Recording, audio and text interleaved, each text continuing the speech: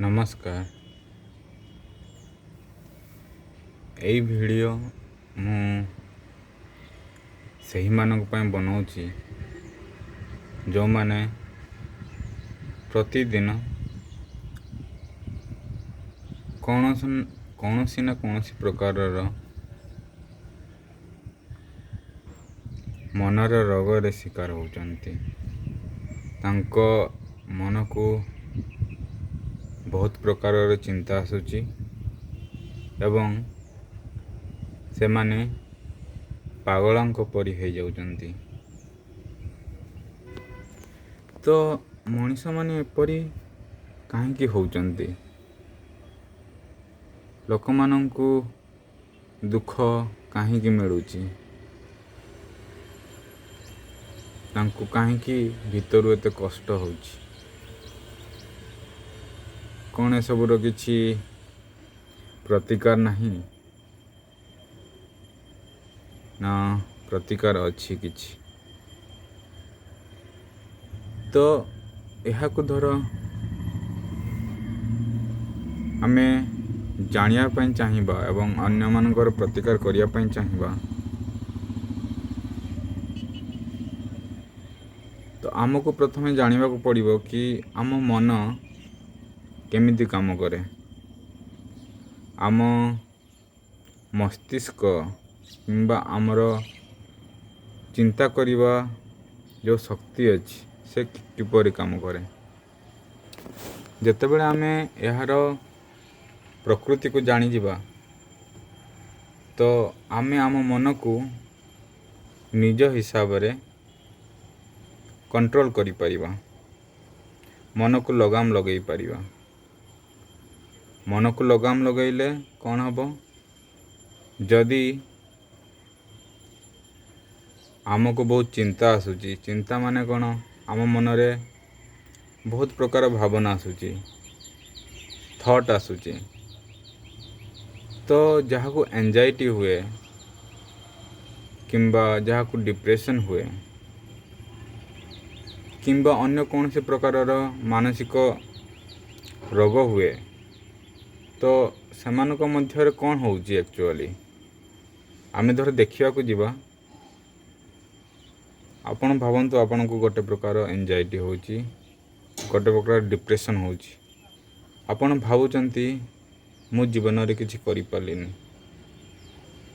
मु जीवन रे किछि करि पालिनी, मोर चाकरी नाही, मो सांग माने बड़ बड़ पदवी रे पहुंची गलेनी, तांको सब प्रकार सम्मान मिलुची, मते किछि मिलु नाही।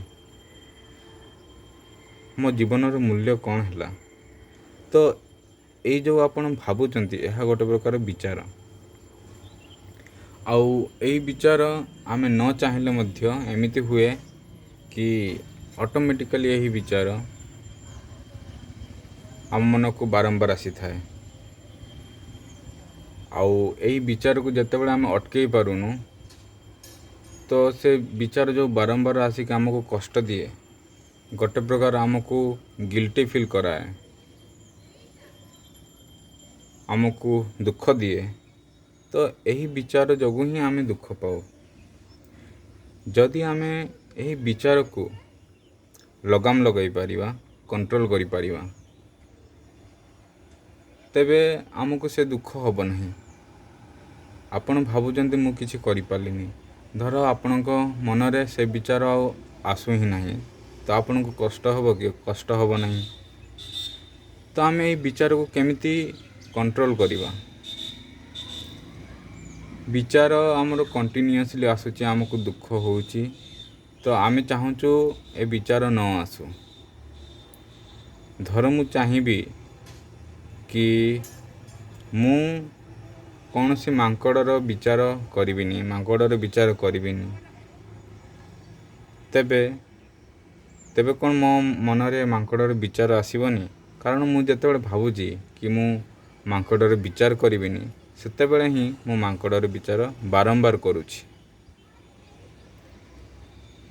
तो आमको एथिरे कौन करबा को पड़िबो कि आमको निजर अध्ययन करने को पड़ो, जहाँ को कहती ଆଧ୍ୟାତ୍ମ ମାନେ କ'ଣ?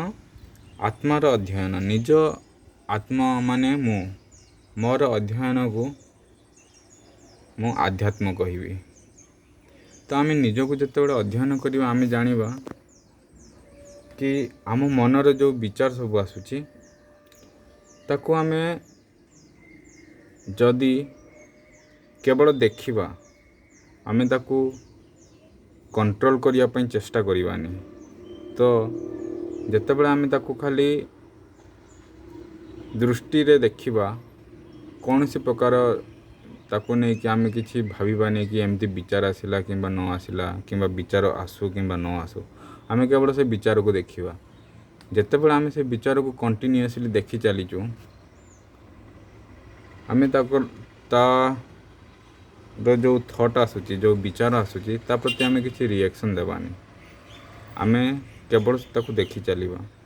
ଏମିତି ଦେଖୁ ଦେଖୁ ଧୀରେ ଧୀରେ ଜଣାପଡ଼ିବ କି ସେ ବିଚାର, ଯେମିତି ଆମେ ସେ ବିଚାର ପ୍ରତି ଧ୍ୟାନ ଦେଉଛୁ, ତାକୁ ଦେଖୁଛୁ ଗୋଟେ ପଲକରେ, କୌଣସି କଥା ନ ଭାବିକି ଖାଲି ଆମେ ଦର୍ଶନ କରୁଛୁ, ଆମେ ବିଚାରକୁ ଖାଲି ଦେଖୁଛୁ।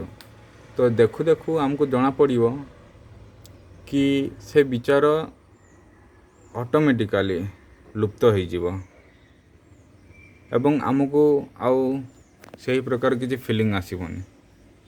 ଆପଣ ୟା ଉପରେ ପ୍ରୟୋଗ କରିପାରନ୍ତି, ଚେଷ୍ଟା କରିପାରନ୍ତି। ଏହାକୁ ଆପଣଙ୍କୁ ବାରମ୍ବାର ନିଜ ଭିତରେ ପ୍ରୟୋଗ କରିବାକୁ ପଡ଼ିବ। ଯେତେବେଳେ ଆପଣ ନିଜେ ପ୍ରୟୋଗ କରିବେ ଆଉ ନିଜେ ଅନୁଭବ କରିବେ, ସେତେବେଳେ ଜାଣିବେ କି ଆମେ କେମିତି ମନର ବନ୍ଧନରେ ବାନ୍ଧି ହୋଇଯାଇଛୁ ଏବଂ ମନ ଦ୍ୱାରା ହିଁ ଆମେ ସୁଖ କିମ୍ବା ଦୁଃଖ ପାଉଛୁ। ଆପଣ ଯେତେବେଳେ ନିଜ ବିଚାରକୁ, ନିଜ ମନକୁ ଭଲ ଭାବରେ ଜାଣିଯିବେ ଏବଂ ତାକୁ କେମିତି କ'ଣ କଲେ ମନ କିପରି ଭାବେ କାମ କରେ ସେ ଜିନିଷ ଜାଣିଯିବେ, ତାହେଲେ ଆପଣ ମାନସିକ ରୋଗର ଆକ୍ରାନ୍ତରୁ ବଞ୍ଚିପାରିବେ। ଆପଣଙ୍କୁ ଦୁଃଖ ହୋଇପାରେ, କିନ୍ତୁ ଆପଣଙ୍କୁ ସେ ଦୁଃଖ ବାରମ୍ବାର ବିଚଳିତ କରିବନି। କୌଣସି ବିଚାର ଆପଣଙ୍କୁ ବାରମ୍ବାର ବିଚଳିତ କରିବନି। ତ ଏହା ଅନ୍ୟମାନଙ୍କ ପାଇଁ, କାରଣ ମୁଁ ଦେଖୁଛି କି ଲୋକମାନଙ୍କର ବହୁତ କିଛି ପ୍ରୋବ୍ଲେମ୍ ଚାଲିଛି ଏବଂ ଆମ ଓଡ଼ିଶାରେ ୟା ଉପରେ କିଛି କରାହେଉନି।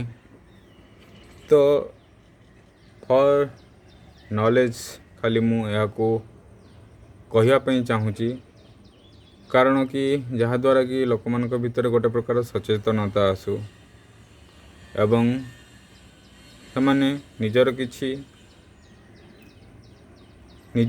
କିଛି ହେଲ୍ପ କରିପାରନ୍ତୁ ଏବଂ ମାନସିକ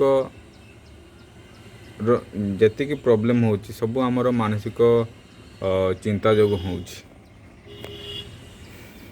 ହଁ, କାହାକୁ ଖାଇବାକୁ ମିଳିଲାନି ସେ ଅଲଗା କଥା, କିନ୍ତୁ ଖାଇବା ମିଳିଲା ପରେ ଯାହା ବି ହେଉଛି ସେସବୁ ମାନସିକ ଚିନ୍ତା ଯୋଗୁଁ ହେଉଛି। ଲୋକମାନେ ନିଜ ମାନସିକ ଚିନ୍ତାରେ ରହି ନିଜ ଦୁଃଖକୁ ବଢ଼େଇ ଦେଉଛନ୍ତି।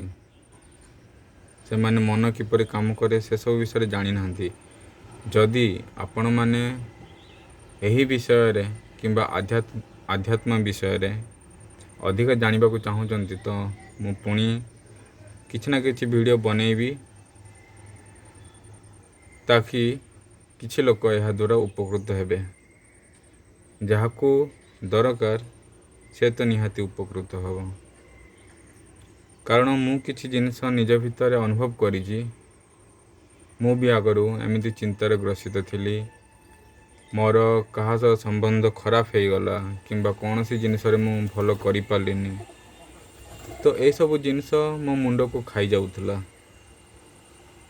ଧୀରେ ଧୀରେ ଚେଷ୍ଟା କରୁ କରୁ ମୋତେ ଏଇ ଆଧ୍ୟାତ୍ମ ବିଷୟରେ ଜଣାପଡ଼ିଲା ଏବଂ ଏହା କିପରି ଲୋକମାନଙ୍କ ଜୀବନରେ ଉପଯୋଗିତା ଏହାର ଅଛି, ଏସବୁ ବିଷୟରେ ମୋତେ ଜଣାପଡ଼ିଲା। ସେଇଥିପାଇଁ ମୁଁ କିଛି ଭିଡ଼ିଓ ବନେଇ ଆପଣମାନଙ୍କ ସହିତ ସେୟାର କରିବି। ଯଦି ଆପଣ ଭଲ ଲାଗୁଛି ଆପଣଙ୍କୁ କିମ୍ବା ଅନ୍ୟ କାହାକୁ ଏହା ସାହାଯ୍ୟ କରିପାରେ ତ ମୋର ଭିଡ଼ିଓ ବନେଇବାର ଚେଷ୍ଟା ସଫଳ ହୋଇଯିବ। ତ ମୁଁ ଆଜି ଏଇଠି ରଖୁଛି। ନମସ୍କାର।